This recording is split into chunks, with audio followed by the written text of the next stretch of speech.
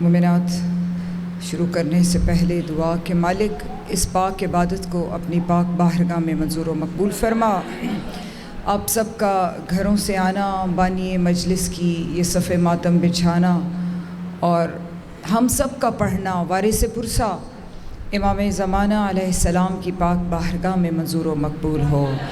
ہر مجلس میں واجباً دعا مانگا کرتی ہوں کہ اس سے بڑا قبولیت کا اور کوئی مقام نہیں ہے کہ مالک ہم سب کے گناہان کبیرہ صغیرہ کو معاف فرما، ہمارے والدین کے گناہان کبیرہ صغیرہ کو معاف فرما۔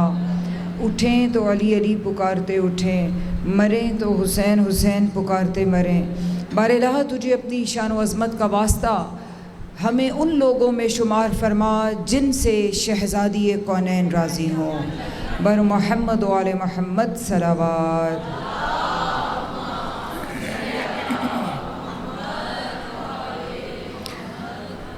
اعوذ باللہ من الشیطان الرجیم، بسم اللہ الرحمن الرحیم، الحمد للہ رب العالمین، الصلاۃ والسلام علی سیدنا و مولانا ابو القاسم محمد۔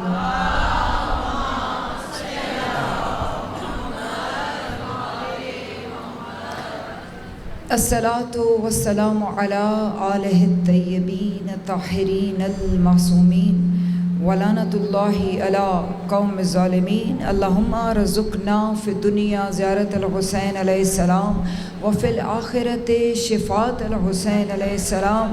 اللہم لا تفرق بیننا و بین الحسین علیہ السلام وکتبنا من الزوار الحسین علیہ السلام۔ اللہم اجعلنا من الباقین فی المجلس العزاء الحسین علیہ السلام۔ اللہم اجعل مسکننا و مدفننا عند الزریع الحسین علیہ السلام۔ اللہم عشرنا مع الحسین علیہ السلام وزدنا محبت الحسین علیہ السلام وعشرنا یوم القیام تحت اللواء الحسین علیہ السلام۔ اللہم ادخلنا فی الجنت مع الحسین علیہ السلام واصحاب الحسین علیہ السلام صلوات۔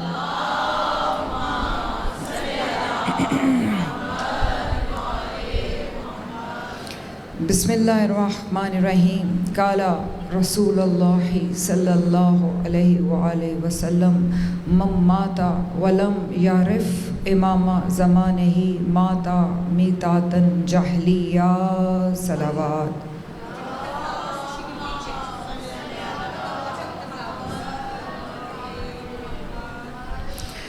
مومنات، کل سے گفتگو جاری ہے۔ موضوع کل بتایا کہ ہمارا انشاءاللہ ان مجالس میں موضوع سخن رہے گا معرفت امام زمانہ علیہ السلام اور ہماری ذمہ داریاں۔ کل میری ایک بہن نے، جہاں پہلے میں نے مجلس پڑھی تو ایک فون پہ انہوں نے سوال کیا اور بہت اچھا سوال ہے۔ میں اکثر کہتی ہوں کہ آپ کوئی سوال ہو، یہ مجلس جو ہے یہاں پہ ہم سیکھنے آتے ہیں، کچھ حاصل کرنے آتے ہیں، تو اگر آپ کے ذہن میں کوئی کوشچن ہو تو آپ ضرور پوچھا کریں۔ یہ پہلے مجلس ختم ہوئی تو آپ کسی کے ریفرنس سے، یہ کنیزان ہے، کسی کو کہہ دیں کہ ہم یہ سوال ہمارے ذہن میں آ رہا ہے تو ہم یہ پوچھنا چاہتے ہیں۔ کسی نے یہ پوچھا کہ آپ نے بتایا تو بہت کہ جو وقت کے امام کی معرفت کے بغیر مر گیا وہ جہالت کی موت مرا، وہ کفر کی موت مرا۔ تو یہ معرفت سے آپ کا مطلب کیا ہے؟ یعنی معرفت کا مفہوم کیا ہے؟ آپ معرفت کو ایزی ورڈز میں ہم کیسے بیان کر سکتے ہیں؟ میں اسی لیے اکثر مثالوں سے سمجھایا کرتی ہوں کہ مقصد خطابت نہیں ہوتا کہ میں 1 گھنٹہ خطاب کر کے آپ سے چلی جاؤں۔ مقصد یہ ہے کہ میری ایک ایک بات کا کانسیپٹ آپ کے ذہنوں میں کلیئر ہو کہ میں آپ کو بتانا کیا چاہتی ہوں۔ معرفت آسان الفاظ میں آگاہی کو کہتے ہیں، کسی کے بارے میں معلوم کرنا، معلومات کو حاصل کرنا، اور آسان کر دوں تاکہ آپ کو مفہوم سمجھ آئے۔ مثال کے طور پہ میں ادھر پڑھنے آتی ہوں، آپ کو میری اتنی سی معرفت ہے، اتنا سا آپ میرے بارے میں جانتی ہیں کہ ایک خطیبہ ہیں، احمد ہاؤس میں اس سال عشرہ پڑھ رہی ہیں، نام ان کا آسیہ ہے۔ اتنی سی معرفت آپ کو میرے بارے میں ہے۔ آپ آئی ہیں کسی جو میرے کلوز ہے اس سے پوچھا ہے کہ یہ رہتی کہاں ہے. جتنا قرب ہوگا اتنی معرفت میں اضافہ ہوگا. اور دیکھیں جتنی آپ جستجو کریں گے اتنی آپ کو معرفت زیادہ ہوگی, اتنی معلومات زیادہ ہوگی. تو یہی حق ہے, مولا فرماتے ہیں کہ جستجو کرو. مثال اس لیے دے رہی ہوں کہ کانسیپٹ کلیئر ہو کہ آپ نے کسی کنیز جو یہاں پہ ہیں ان سے پوچھا کہ یہ آتی کہاں سے ہیں, انہوں نے بتا دیا کہ فلاں جگہ سے آتی ہیں. پھر رابطہ میرے سے کر کے آپ نے پوچھا کہ آپ کا سنا ہے کہ آپ سادات ہیں, میں اپنا نسب بتاتی ہوں, اپنی قابلیت بتاتی ہوں, اپنے بارے میں اتنی معلومات دیتی ہوں کہ آپ میرے بارے میں عارف ہو جاتی ہیں, آپ کی معرفت بلند ہوتی ہے. کسی کے بارے میں جاننے, مکمل معلومات لینے کو معرفت کہتے ہیں. اسی لیے ہمارے وقت کے امام کا تقاضا ہے کہ ہم اپنے بچوں کو سکولز میں, یونیورسٹیز میں بھیجتے ہیں کہ وہ علم حاصل کریں.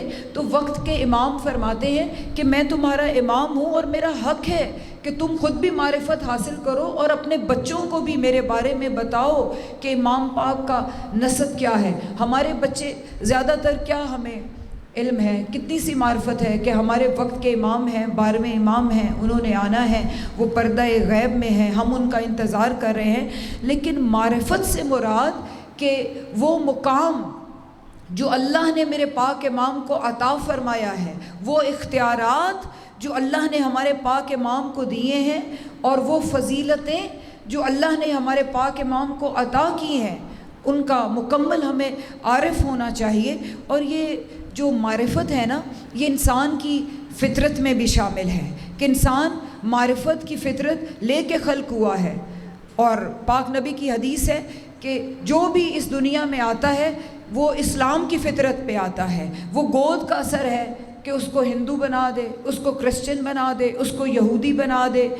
گود کا اثر ہوتا ہے, ورنہ اللہ ہر آنے والے کو فطرت اسلام پر کر کے بھیجتا ہے. ہر بچہ فطرت اسلام پہ آتا ہے تو گود کا اثر ہوتا ہے. یہاں پہ گود کی بات آ گئی تو گود کا ذکر آیا, تو اگر ہم اس گود پر سلام نہ کریں تو میرا خیال ہے حق ادا نہیں ہوتا.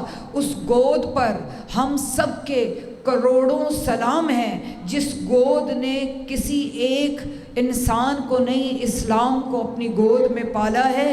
اس گود کو ہمارے سلام ہے جس گود میں 2 ہی پرورش پائے ہیں, ایک سلطان انبیاء ہے, ایک سلطان اوصیاء ہے, ایک حاجت روا ہے, ایک مشکل کشا ہے, ایک احمد مصطفیٰ ہے, ایک علی مرتضیٰ ہے.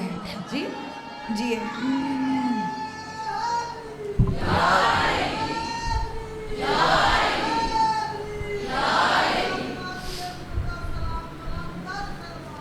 اللہم صلی علی محمد. جو معرفت ہے یہ انسان کی فطرت میں شامل ہے. اسی لیے اللہ نے خلق کیا, اپنی معرفت دینی تھی. آپ سب جانتے ہیں حدیث قدسی کہ میں ایک چھپا ہوا خزانہ تھا, میری چاہت میں آیا کہ میں پہچانا جاؤں. اللہ نے چاہا کہ میری معرفت ہو. اپنی معرفت کے لیے اس کو ایک ایسی مخلوق کی ضرورت تھی کہ جو اپنے اختیارات اور اپنے ارادوں سے اس کمال کی منزل تک پہنچے جو اللہ کا تعارف کروائے.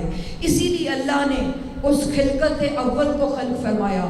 اول ما خلق اللہ نوری, اللہ نے سب سے پہلے ہمارے پاک نبی کے نور کو خلق فرمایا. اور یہاں پہ ایک قابل توجہ بات, میری بہنیں جہاں بیٹھی ہیں, سب سے پہلے نور کی خلقت ہمارے پاک نبی کی تھی, جو ظاہر میں ایک باطن میں 14 کا نور تھا. لیکن سوچنے والی بات یہ ہے کہ جب خلق سب سے پہلے ہوئے تو پھر ظاہر نبوت سب سے آخر میں کیوں ملی جب پہلے خلق کیا تھا, اور کائنات کو ان سے پہلے نہیں خلق کیا؟ وجہ کیا ہے؟ حق تھا کہ پہلے کائنات سجاتا پھر محبوب کو اتارتا, لیکن ایسا اس کریم نے نہیں کیا. پہلے اس کو مظہر چاہیے تھا, پہلے اپنے حبیب کو خلق کیا, اس نور کو خلق کیا, اس کا عاشق ہو کے اب فرمایا کہ اب مجھے مظہر مل گیا ہے, اب میں کائنات کو سجاؤں گا. اور یہ مثال دے کے سمجھانے لگی ہوں. کل آپ سے کوئی سوال کرے کہ کیوں بعض لوگ تو مانتے ہی نہیں نا کہ اول خلقت ہیں، تو وہ کہتے ہیں کہ وجہ کیا ہے؟ اگر اول خلقت ہیں تو سب سے آخر میں کیوں اتارا؟ دیکھیں، ایک ہوتی ہے، آسان الفاظ میں مثال دے کے سمجھانے لگی ہوں، شرط توجہ ہے، بات سمجھ آ گئی تو میرا وعدہ ہے ایمان تازہ ہوگا، کہ ایک ہوتا ہے مقصد، ایک ہوتی ہے ترتیب۔ پاک اللہ کا مقصد جو ہے وہ اس نور کا تعارف، اپنی معرفت اس نور کے ذریعے کروانی تھی، یہ اللہ کا مقصد ہے۔ اور آسان کر کے سمجھاؤں، دیکھیں ہم جو بیٹھے ہوئے ہیں نا مجلس میں، یہ ہمارا مقصد ہے۔ ہر مقصد کو حاصل کرنے کے لیے ترتیب ضروری ہے۔ اگر ہم اس مقصد، آج یہ مقصد حاصل ہو رہے ہیں نا، ہم فرشی عذاب پہ آپ بیٹھی ہیں، اگر اس سے پہلے ترتیب ہی نہ ہو، کسی کو اعلان ہی نہ کریں کہ مجلس کا وقت کیا ہے، مجمع کو نہ بلائیں، خطیب کو نہ بلائیں، کسی کو انفارم نہ کریں، کوئی بھی بندوبست نہ ہو، کوئی ترتیب پہلے نہ ہو، تو کیا مقصد حاصل ہو سکتا ہے؟ نہیں۔ ہر مقصد کو حاصل کرنے کے لیے پہلے ترتیب کرنا ضروری ہوتا ہے۔ تو پہلے اس نور کو خلق کیا اور مقصد تھا اپنی معرفت لوگوں کو کرانا۔ فرمایا کہ اب مجھے مقصد مل گیا ہے، میرا مقصد ہے پاک محمد۔ اور پھر ترتیب کے لیے آدم کو بھیجا، آدم تعارف کروا، نوح کو بھیجا، ابراہیم کو بھیجا، یہ سارے انبیاء، یہ آسمان کو سجایا، نیلا آسمان سجایا، زمین بچھائی، عرش، فرش، لوح قلم کرسی، کہ اس قدرت نے کن کہہ دیا، ہر نقش عظمت سجایا گیا، چاند سورج ستاروں کو دی روشنی، زمین آسماں کو بچھایا گیا، عرش لوح قلم بھی قلم زن ہوئے، سدرۃ المنتہا کو بسایا گیا۔ جی یہ سارے کیا ہیں؟ یہ ترتیب ہے۔ کس لیے؟ اپنے مقصد کو حاصل کرنے کے لیے۔ جب کائنات کو سجایا، یہ ایک اور شعر زبان پہ آ رہا ہے آپ کی محبت دیکھ کے، گو کہ وقت کی کمی ہے، کہ یہ ترتیب ہے ساری۔ زمین بنائی، آسمان بنایا، کائنات کو خلق کیا کہ مقصد کو حاصل کرنا ہے۔ مقصد کیا ہے؟ یہ نور، اور یہ نور کی عظمت سے انبیاء کا سلسلہ چڑھتا رہا۔ جب زمین آسمان بن گئے تو یہ نور کا سفر کیسے شروع ہوا؟ کہ جب یہ نور آدم کی اتھر جبی میں گیا تو آدم کو سجدہ کرایا گیا، نوح کی کشتی میں داخل ہوا تو سفینہ کنارے لگایا گیا، موسیٰ کو طور پہ یہی نور ملا، عیسیٰ کو اسی کے دم سے اٹھایا گیا، یعقوب و یوسف مدتوں بعد ملے، باخدا یہ اسی نور کا کام تھا، جو انگوٹھی سلیماں کی انگلی پہ تھی، نگینے پہ اسی نور کا نام تھا۔ یہ سارا جو انبیاء کا سلسلہ ہے، جی سلامت رہیں، یہ سارا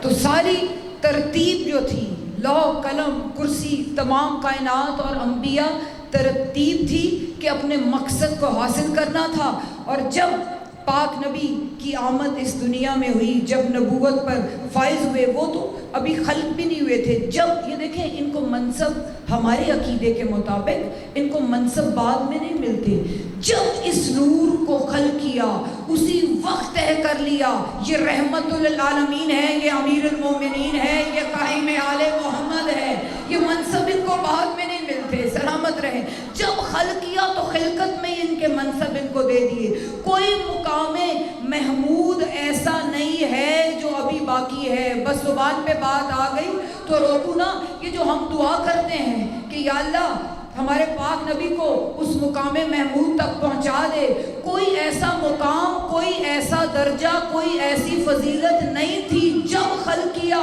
ساری کی ساری فضیلتیں دے دی۔ یہ مقام محمود کون سا ہے جس کا وعدہ اللہ قرآن میں بھی کر رہا ہے؟ میرا حبیب تو تہجد پڑھ، میں تمہیں مقام محمود تک پہنچاؤں گا، جس کی دعائیں ہم اذانوں کے بعد کرتے ہیں۔ تفسیر میں پوچھا گیا تو یہ مقام محمود قائم آل محمد کا ظہور ہے۔ ہم الاجل کہتے ہیں، تم ہر اذانوں کے بعد دعا مانگتے ہو، یا اللہ اپنے محبوب کو وہ مقام محمود عطا فرما جس کا تو نے وعدہ فرمایا تھا۔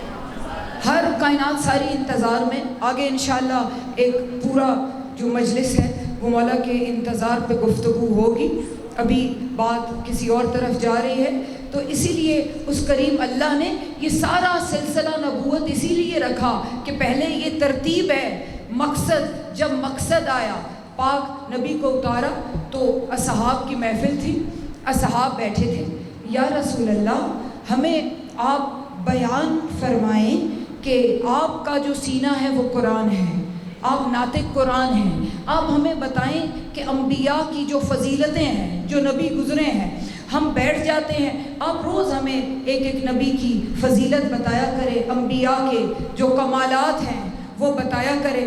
پاک نبی زیر لب مسکرائے، کہا کہ اس کے لیے ایام کی ضرورت نہیں ہے، تم میرے پاس بیٹھ جاؤ، میں تمہیں انبیاء کی فضیلتیں بتاتا ہوں۔ زیر لب مسکرا کے فرمایا کہ جو آدم کو اس کے کمالات میں دیکھنا چاہے، جو نوح کے اس کو کمالات میں دیکھنا چاہے، جو یوسف کو اس کے حسن میں دیکھنا چاہے، جو عیسیٰ کو اس کے زہد میں دیکھنا چاہے، جو موسیٰ کو اس کے روب و دبدبے میں دیکھنا چاہے، جو ابراہیم کو اس کے اثار میں دیکھنا چاہے، جو داؤد کو اس کے لہن میں دیکھنا چاہے، فَلْيَنظُرْ علی ابن ابی طالب، وہ علی ابن ابی طالب کو دیکھے تھی کہ ساری فضیلتیں اللہ نے یکجا کر کے علی ابن ابی طالب علیہ السلام میں رکھی ہیں۔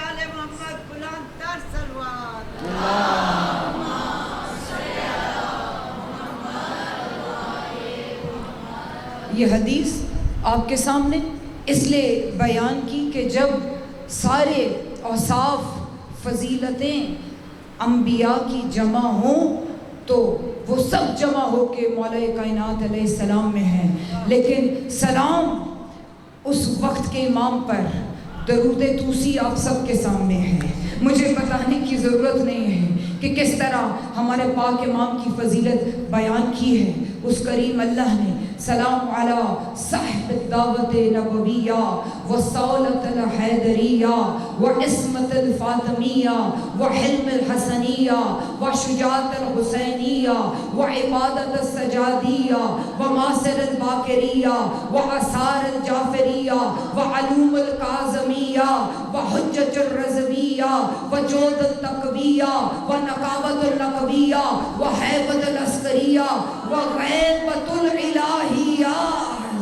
سلامت رہے، کیا اس کریم اللہ نے فرمایا کہ اگر تم دیکھنا چاہتے ہو، اگر پاک محمد کے دعووں کا وارث دیکھنا چاہتے ہو، پاک محمد کے دعووں کا وارث ہمارے وقت کا امام ہے، جب کعبے کی چھت پہ ظہور کریں گے تو دعویٰ کریں گے اگر آدم نے کسی سے وعدہ کیا ہو تو میں اس کا وارث حاضر ہوں، اگر میرے پاک نانا نے کسی سے وعدہ کیا ہو، اور پھر آگے کیا ہے وصولت الحیدریہ، پاک حیدر کی شجاعتوں کا دبدبے کا وارث۔ یہ عام بات نہیں ہے، جس علی کی ایک ضربت ثقلین کی عبادتوں سے افضل ہو جائے اس علی کے دبدبے کا وارث ہے قائم آل محمد۔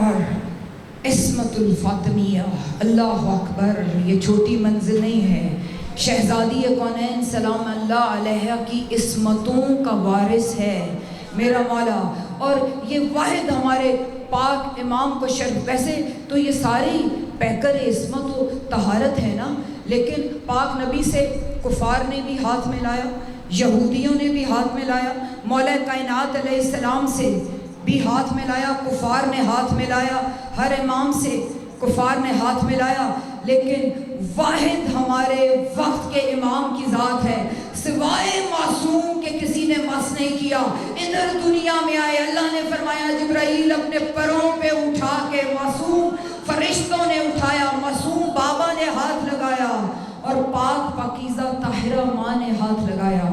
اس لیے ہماری شہزادی کی عصمتوں کے وارث ہیں، امام حسن مجتبیٰ علیہ السلام کے حلم کے وارث ہیں، امام حسین علیہ السلام کی شجاعتوں کے، امام زین العابدین علیہ السلام کی عبادت، اللہ اکبر، جو زین العابدین ہیں، جو سید الساجدین ہیں، ان کے وارث ہمارے وقت کے امام ہیں۔ اسی لیے فرمایا کہ یہ وارث ہیں، جناب محمد باقر علیہ السلام کی تاثیر کے وارث ہیں، امام جعفر صادق علیہ السلام کے آثار کے وارث ہیں، امام موسیٰ کاظم علیہ السلام کے علوم کے وارث ہیں، اور امام علی رضا علیہ السلام کی حجتوں کے وارث ہیں، اور امام علی نقی علیہ السلام کی سخاوتوں کے وارث ہیں، اور اپنے بابا کی ہیبتوں کے وارث ہیں، اور اللہ کی غیبتوں کے وارث ہیں۔ اللہ نے بتایا کہ اپنے قائم سے بتاؤں گا کہ میں نظر نہیں بھی آتا، کائنات کا پروردگار ہوں، جس طرح میرا قائم پردے میں رہ کے بھی زمانے کا امام ہے۔ اس لیے جی مولا کو سلامت رکھے۔ ایک اور بات جو اکثر ہم سے سوال کیا جاتا ہے کہ یہ شیعہ کہتے ہیں ہمارے امام کی عمر جو ہے وہ اتنی طویل ہے کہ 1181 سال تقریباً ہمارے پاک امام کی جو عمر بنتی ہے، تو یہ عقل جو اس کو مانتی نہیں ہے کہ اتنی طویل عمر ہو، اس اللہ نے قرآن میں کوئی گنجائش چھوڑی ہی نہیں، سارے فیصلے کر دیے کہ خبردار کہ میرے قائم کی انگلی پر جو میری غیبتوں کا مظہر ہے، سوچنا بھی نہ۔ سورہ صفات میں اللہ نے سارے معاملے کو حل کر دیا کہ جب جناب یونس علیہ السلام مچھلی کے پیٹ میں قید ہو گئے تو اللہ نے کیا فرمایا؟ فَلَوْلَا إِنَّهُ كَانَ مِنَ الْمُسَبِّحِينَ لَا لَبِثَ فِي بَطْنِهِ إِلَىٰ يَوْمَ يُبْعَثُونَ کہ اگر یونس تسبیح کرنے والوں میں سے نہ ہوتا، میں یوم آخر تک اس کو مچھلی کے پیٹ میں قید کرتا۔ اللہ سمجھانا کیا چاہ رہا ہے کہ جو اللہ یونس کو مچھلی کے پیٹ میں قیامت تک قید کر کے زندہ رکھ سکتا ہے، یہ تو میری غیبتوں کا مظہر ہے۔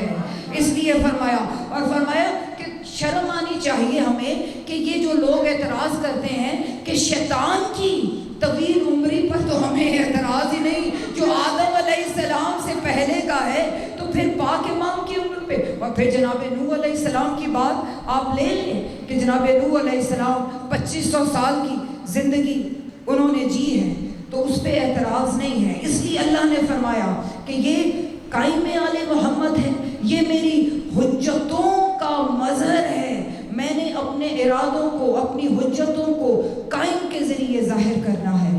اس لیے یہ معرفت روز درجہ بدرجہ ایک سٹیپ مولا کی معرفت کا ہم آگے جائیں گے، تاکہ اس عشرے کے بعد کم از کم ہماری اولاد کو ہم بتا سکیں کہ ہم اپنے امام کے کتنے عارف ہیں، ہمارے امام کے کیا اختیارات ہیں، ہمارے امام کی کیا فضیلتیں ہیں، اور وہ ذمہ داریاں۔ دیکھیں کسی نے یہ سوال میرے سے کیا کہ ہمیں پتہ کیسے چلے کہ ہمارے امام کو یا معصومین کو جن سے ہم محبت کرتے ہیں کہ ان کو ہم سے بھی محبت ہے۔ کتنی آسان بات ہے کہ کسی سے پیار ہونا تو آپ کیا کہتے ہیں کہ اپنے دل سے پوچھ لو جتنا پیار ہے، یہ آپ ان سے سوال نہ کریں، یہ اپنے دل سے سوال کریں۔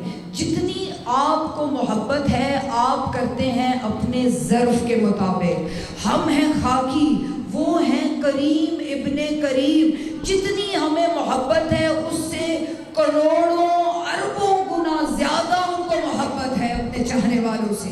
اس لیے یہ ہم اپنی چاہتوں کو سنبھالنا ہمارا کام ہے۔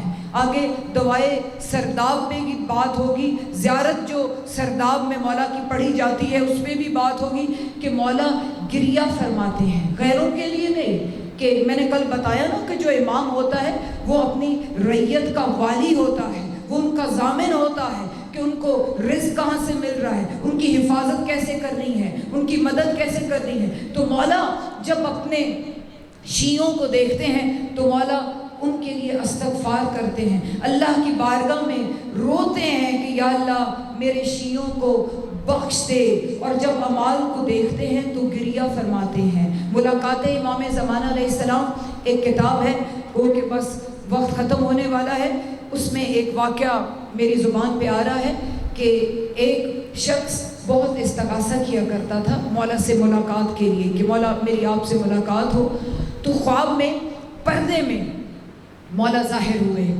اور وہ کہتے ہیں کہ میں نے دیکھا کہ مولا بہت شدید گریہ فرما رہے ہیں۔ میں نے یہی پوچھا کہ مولا یقیناً آپ اپنے دادا کے غم میں ہی اتنی شدت سے رو سکتے ہیں؟ مولا نے فرمایا وہ تو میں خون روتا ہوں، اپنے دادا کے غم میں خون روتا ہوں، لیکن روتا اس لیے ہوں کہ جب نظر کرتا ہوں، حق تو یہ تھا کہ میں فخر سے اللہ کی بارگاہ میں کہتا کہ یا اللہ یہ میرے شیعہ ہیں، یہ میرے ماننے والے ہیں، اور حق بھی یہ ہے کہ جو ہمیں مانے ان کا کردار ایسا ہونا چاہیے، لیکن میرے مولا گریہ فرماتے ہیں، ہمارے اعمال کو دیکھ کر مولا گریہ فرماتے ہیں۔ وہ شخص جو بتا رہا تھا کہا کہ میں نے خواب میں جب زیارت کی تو مسجد جب کران میں ہی مولا کی زیارت ہوئی، پردے میں مولا تھے، تو مولا نے فرمایا کہ اپنے پہلو میں دیکھو۔ جب پہلو میں دیکھا تو تھے مومن ہی، 2 مومن بیٹھے تیسرے مومن کی غیبت کر رہے تھے۔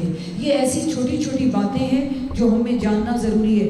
ہم کیا کہتے ہیں کہ نماز پڑھتے ہیں، روزہ رکھتے ہیں، فرائض انجام دیتے ہیں، عزاداری کرتے ہیں، کوئی بڑا گناہ تو ہم نے کیا ہی نہیں، اپنی طرف سے ہم مبرہ ہیں۔ سورہ بقرہ پڑھیں، قرآن میں سورہ بقرہ میں ہے الفتنۃ اشد من القتل، کہ فتنہ جو ہے وہ قتل سے بھی بڑا گناہ ہے۔ ہمیں پتہ ہی نہیں ہوتا کہ ہم اس صف سے اٹھتے ہی کتنے قتل کر دیتے ہیں۔ فتنہ یہ قرآن کا فیصلہ ہے۔ آج ایک بات کر کے بس بات سمیٹنے لگی ہوں۔ آج ہم کیونکہ اپنے وقت کے امام کی مجلس میں بیٹھے ہیں تو ہمیں اپنے آپ کو اینالائز کرنا ہوگا، اپنا تجزیہ، اور دیکھیں اس سے کوئی مبرہ نہیں، میں بھی مبرہ نہیں، ہم سب شامل ہیں۔ تو ہم کیوں اس حقیقت کو نہیں دیکھتے؟ سب سے برائی معصومین نے فرمایا کہ زنا سے بھی بڑا گناہ ہے غیبت، اور پھر قرآن میں کسی گناہ کے بارے میں نہیں فرمایا، گویا مردہ بھائی کا گوشت کھانے کے برابر ہے غیبت۔ جب قرآن نے فیصلہ کر دیا ہے، یہ بڑی تلخ حقیقت ہے۔ ہم مولا کی مجلس میں بیٹھے ہیں تو مولا ہمیں توفیق دے کہ اس سے ہم اپنا دامن بچائیں۔ اگر یہ چیزیں نہ ہوں، کیونکہ عام اب میں نے دیکھا ہے اتنا فہم نئی نسل میں بھی آ گیا ہے کہ اس طرف آ رہے ہیں، نماز بھی پڑھتے ہیں، عزاداری میں بھی آتے ہیں، لیکن یہ جو چیزیں ہیں نا، قابل افسوس بات ہے ہم ان کو گناہ سمجھتے نہیں۔ ہم سمجھتے ہیں کہ ہم اپنے فرائض انجام کر رہے ہیں، عزاداری بھی کر رہے ہیں، محبت بھی کر رہے ہیں، ہمارے سینوں میں یہ 14 رہتے ہیں۔ یہ قرآن کا فیصلہ ہے اور قرآن کا فیصلہ حق ہے۔ آج ہمیں اس حقیقت کو سمجھنا ہوگا کہ یہ قرآن کی آیت ہے کہ غیبت مردار کھانے کے برابر ہے۔ مردار ہے نجس، اور نجاست ان 14 سے دور ہے۔ اگر ہم دعویٰ کرتے ہیں کہ ہمارے اندر یہ 14 رہتے ہیں تو پھر دیکھیں اگر یہ نجاست ہے تو طہارت اور نجاست اکٹھی نہیں رہ سکتی۔ اسی لیے یہی جہاد اکبر ہے، گناہوں سے روکنا، اپنے نفس پہ قابو پانا، یہ ان کی راہ میں محبت کا قدم ہے۔ محبت کے دعوے دار ہم سب ہیں۔ میں دعا کرتی ہوں کہ اپنے پاک امام کے ظہور سے پہلے ہم ثابت قدم رہیں، ہم اپنا قدم اٹھا کے دکھائیں۔ اب لوگ یہ کہتے ہیں کہ نہیں یہ تو غیبت نہیں، مجھے عادت نہیں ہے غیبت کی، فلاں غیبت کرتا ہے، یہ تو عیب اس میں ہے۔ میں ڈیفینیشن بتا رہی ہوں کہ مجھے عادت نہیں ہے غیبت کی۔ جی دیکھیں، جو جس میں عیب ہو اس کا بیان کرنا تو کوئی غیبت نہیں ہے، اس میں عیب ہے تو ہم نے بیان کی، یہی غیبت ہے۔ کسی کا عیب، کسی کی پشت کے پیچھے بیان کرنا ہی غیبت ہے۔ کسی کا عیب کسی کے پشت کے پیچھے بیان کرنا غیبت ہے، اور یہ مردار کھانے کے برابر ہے۔ اسی لیے یہ 14 ہمارے سینوں میں رہتے ہیں، تو ہمیں چاہیے کہ اس نجاست کو اپنے اندر سے ہم نکالیں تاکہ ہم اپنے امام کی بارگاہ میں پیش ہو سکے۔ وہ جو شخص 2 افراد بیٹھے تھے وہ غیبت کر رہے تھے، ان کو دیکھ کے مولا نے اتنا گریہ کیا، گریہ کر کے فرمایا کہ ہمارے شیعہ ایسے نہیں ہیں۔ اس لیے میں دعا کرتی ہوں کہ مولا ہمیں اپنی معرفت سے ہمارے سینوں کو بھر دیں، ہمیں اتنی معرفت حاصل ہو. کیونکہ کل یہ بھی بتاؤں گی کہ اگر ذہن سے نکل گیا تو آپ یاد کروا دیجئے گا، کیونکہ اکثر سوچ کے نہیں بیٹھا کرتی کہ اگر ہم امام پاک کی معرفت حاصل نہ کریں، جو منزلت اللہ یا جو مقام اللہ جس ہستی کو دے اس کو اس مقام پر نہ ماننا بھی شرک ہے. کیونکہ فضیلتیں اللہ نے دی ہیں، اسی لیے ہم پہ واجب ہے کہ ہم باہر جاتے ہیں، پھرتے ہیں، علم لیتے ہیں، یونیورسٹیوں میں بچوں کو بھیجتے ہیں، تو کیوں نہیں اپنے وقت کے امام کی معرفت، ذمہ داریاں بھی ساتھ ساتھ ہیں، وہ فضیلتیں تو بتائیں. اور دیکھیں ذمہ داریوں سے معرفت افضل کیوں ہے، یہ بتانے لگی ہوں کہ ذمہ داریوں کو تب آپ محسوس کرتے ہیں جب کسی کی معرفت ہو، جب کسی کی عظمت کو آپ سمجھیں. اگر ہمارے بچوں کو اپنے وقت کے امام کی عظمت ہی سمجھ نہیں آئے گی، ابھی وہ اس چیز میں رکے رہیں گے کہ ہمارے وقت کے امام کے پاس کیا اختیار ہے، وہ کیا کر سکتے ہیں، تو وہ ذمہ داریاں کیا نبھائیں گے. اگر ان کی معرفت کا درجہ اتنا بلند ہوگا کہ وہ ماں باپ کو کہیں کہ یہ ذمہ داریاں عائد ہوتی ہیں. اس لیے میری دعا ہے کہ مولا ہمیں توفیق عطا فرمائے. اور میں نے کبھی یہ نہیں پڑھا جنت جہنم کے لیے ہم ان مجلسوں میں نہیں آتے، ہم یہ ذکر کرتے ہیں، ہم فضیلتیں بیان کرتے ہیں کہ وہ اس لائق ہے کہ ان پہ درود و سلام پڑھا جائے، ان کی شان کو بیان کیا جائے. ہم روتے ہیں کہ یہ ہمارا زخم جگر ہے. اور شہزادی کا وعدہ تو آپ کو یاد ہے نا، بی بی ارشاد فرماتی ہیں حسین کے رونے والوں میں اکیلی جنت میں نہیں جاؤں گی. یہ حدیث ہے کہ شہزادی جنت کے دروازے کے باہر کھڑی ہو جائے گی، ہاتھوں کو بلند کرے گی، الہی و سیدی سمجھنی فاطمہ وفتمت بمن تولانی وذریتی من النار وبعد الحق وانت لا تخلف المیعاد. بی بی ہاتھوں کو اٹھا کے کہیں گی، اور میں یہ ممبر کی ضمانت سے کہہ رہی ہوں، ساری زندگی میری شہزادی نے کچھ نہیں مانگا. اللہ فرماتے تھے نا سیدہ مانگ، تو بی بی کیا ارشاد فرماتی تھی؟ جو تیری رضا وہی میری رضا. زندگی میں 2 مرتبہ ہاتھ میری بیوی نے اٹھائے ہیں. ایک بار مانگا تو علمدار مانگا، دوسری بار مانگا تو اپنے حسین کا عزادار مانگا. اجرکم من اللہ. بی بی آپ کی ہائے کو قبول فرمائے. بی بی ارشاد فرماتی ہیں حسین کوئی آئے یا نہ آئے، جب تیری صف بچھ جائے ماں زخمی پہلو پہ ہاتھ رکھ کے سب سے پہلے آ جاتی ہے. اس لیے دس بدستہ کہتی ہوں کہ غیروں کی طرح نہ رویا کرے. یہاں پہ تو سب اپنے ہی بیٹھے ہیں نا، اور پرسا اس کو لینے کے لیے آئے بیٹھے ہیں جس کے پاک پہلو پہ ایک ہاتھ ہے. اکثر کہتی ہوں اس طرح پرسا دیا کرو کہ تمہارے سروں پہ ہاتھ رکھ کے بی بی کہہ دے او میرے غریب اجرکم من اللہ، او میرے غریب کو رونے والی، او میرے مسافر کو رونے والی، او اس کو رونے والی جس پر بہنوں کو رونے نہ دیا گیا. عزادارہ نے حسین یہ جو آج ماتم کر کے روتی ہے نا، یہ حسرت ہے میری شہزادی ام المصائب کی. خدا کسی بہن پہ وہ وقت نہ آئے کہ ہاتھ بندے ہو. یہ ماتم حسرت ہے ام المصائب کی. بی بی آپ کے پرسے کو قبول فرمائے. عزادارہ نے حسین کہ جب آخری وقت آیا مدینہ چھوڑنے کا، وداع کرنے کے لیے نانا کے روضے میں میرے مولا تشریف فرما تھے، اس لعین ولید کا پیغام آیا. میرے مولا قالوا انا للہ و انا الیہ راجعون پڑھ کے اٹھے. میرے مولا جب گھر آئے نا تو گھر میں دیکھا دروازہ ذرا بھاری محسوس ہوا، دیکھا کہ بہن دروازے کے باہر کھڑی ہے. جیسے ہی مولا کو دیکھا میری شہزادی نے فوراً اپنے بھائی کا دامن تھایا، بھیا بھیا میں اکیلا نہیں جانے دوں گی. میرے مولا نے فرمایا کہ اے میری شہزادی بہن غم نہ کر، میری مقتل کربلا ہے. اس بات پہ میری شہزادی تڑپنے لگی. بھیا میں جانتی ہوں لیکن یہ وہی مدینہ ہے جہاں میرے نانا کا جنازہ پڑا رہا، یہ وہی مدینہ ہے جہاں لوگوں نے میری ماں کی پسلیاں توڑ دی، یہ وہی مدینہ ہے جہاں 70 تیر میں نے بھائی حسن کے اجرکم من اللہ اجرکم من اللہ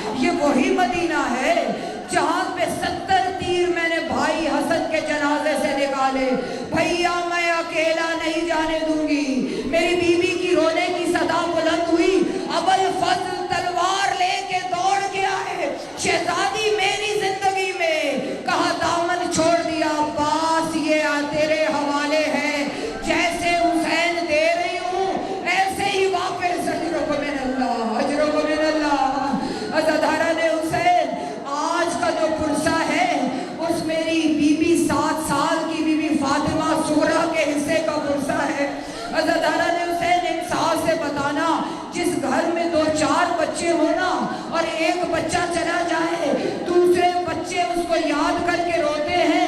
جس گھر میں 84 بچہ ہو، 83 چلا جائے، ایک رہ جائے. ایسے ہی تو 7 سال کی عمر میں عصا کے سہارے میری بیوی نہیں چلی ہے. روایات میں لکھا ہے کہ جیسے کسی پرندے کو پنجرے میں بند کر دیا جائے اور وہ تڑپتا ہے، اس طرح میری شہزادی اجرک من اللہ، اجرک من اللہ تڑپتی رہی. بابا مجھے لے جائیں، بابا میں بیمار نہیں، بابا میری بیماری اکبر کا بچھوڑا ہے. اجرک من اللہ سارا مصائب چھوڑ دیا. بس جب یہ قافلہ تیار ہوا، محمل تیار ہوئے، میرے مولا 7 مرتبہ گھر آئے. جب 7ویں مرتبہ گئے، اپنی پاک پیشانی گھوڑے کی زین پہ ماری، باب الہوائی تڑپنے لگے. مولا عباس کی زندگی میں کہا عباس، عباس جب پہلے گیا تو تیرے دروازے پہ، پھر قاسم کے دروازے پہ کھڑی تھی، پھر اکبر کے دروازے پہ، پھر اصغر کے دروازے پہ.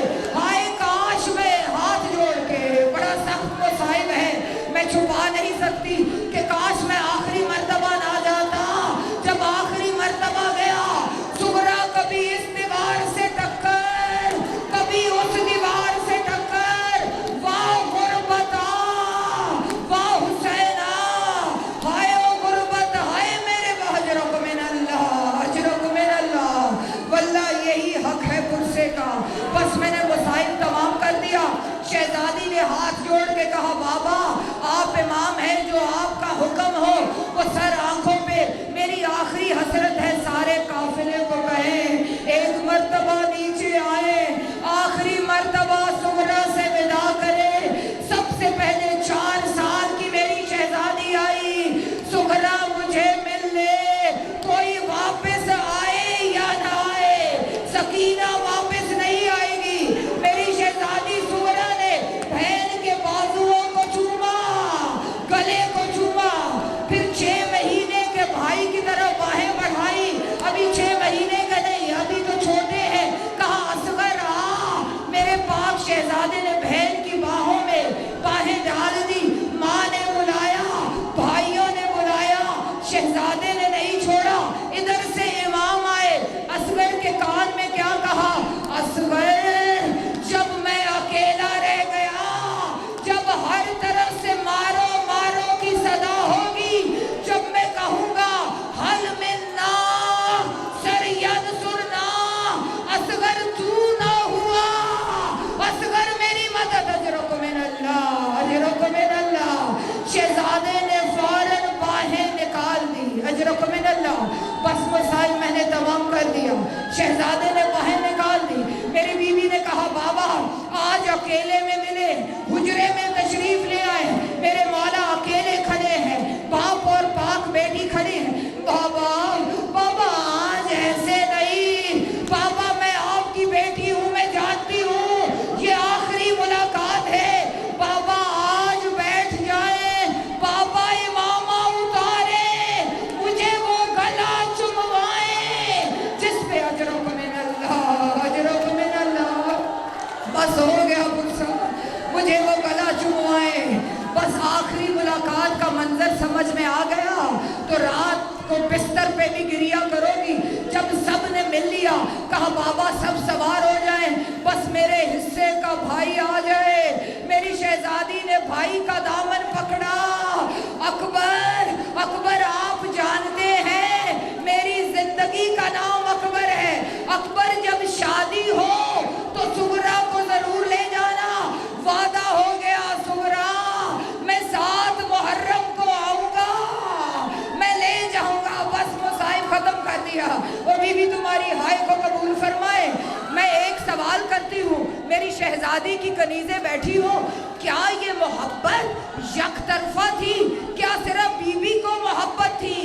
آپ مقتل کی کتابیں دیکھیں کہ جب سینے میں برچھی لگی، شہزادے کا ہاتھ سینے پہ آیا. جب مولا نے برچھی میں ہاتھ ڈالا، لب ہل رہے تھے. مولا نے فرمایا اکبر پیاس لگی ہے. نہیں بابا، اکبر زخم کا درد ہے.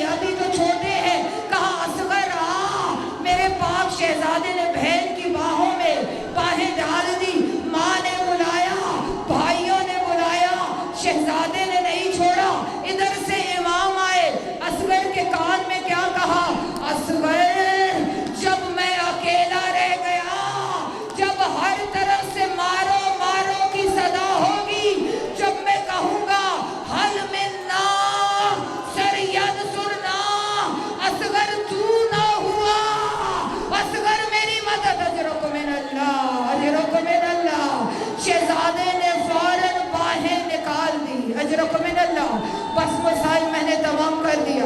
شہزادے نے باہر نکال دی. میری بیوی نے کہا بابا آج اکیلے میں ملے, حجرے میں تشریف لے آئے. میرے مولا اکیلے کھڑے ہیں, باپ اور پاک بیٹی کھڑے ہیں. بابا آج ایسے نہیں, بابا میں آپ کی بیٹی ہوں, میں جانتی ہوں یہ آخری ملاقات ہے. بابا آج بیٹھ جائیں. بابا امامہ اتارے, مجھے وہ گلا چموائیں جس پہ اجرک من اللہ, اجرک من اللہ. بس ہو گیا غصہ, مجھے وہ گلا چموائیں. بس آخری ملاقات کا منظر سمجھ میں آ گیا تو رات کو بستر پہ بھی گریا کرو گی. جب سب نے مل لیا, کہا بابا سب سوار ہو جائیں, بس میرے حصے کا بھائی آ جائے. میری شہزادی نے بھائی کا دامن پکڑا. اکبر, اکبر آپ جانتے ہیں میری زندگی کا نام اکبر ہے. اکبر جب شادی ہو تو سغرا کو ضرور لے جانا. وعدہ ہو گیا سغرا, میں 7 محرم کو آؤں گا, میں لے جاؤں گا. بس مصائب ختم کر دیا. اور بیوی تمہاری ہائے کو قبول فرمائے. میں ایک سوال کرتی ہوں, میری شہزادی کی کنیزیں بیٹھی ہو, کیا یہ محبت یک طرفہ تھی؟ کیا صرف بیوی کو محبت تھی؟ آپ مقتل کی کتابیں دیکھیں کہ جب سینے میں برچھی لگی, شہزادے کا ہاتھ سینے پہ آیا. جب مولا نے برچھی میں ہاتھ ڈالا, لب ہل رہے تھے. مولا نے فرمایا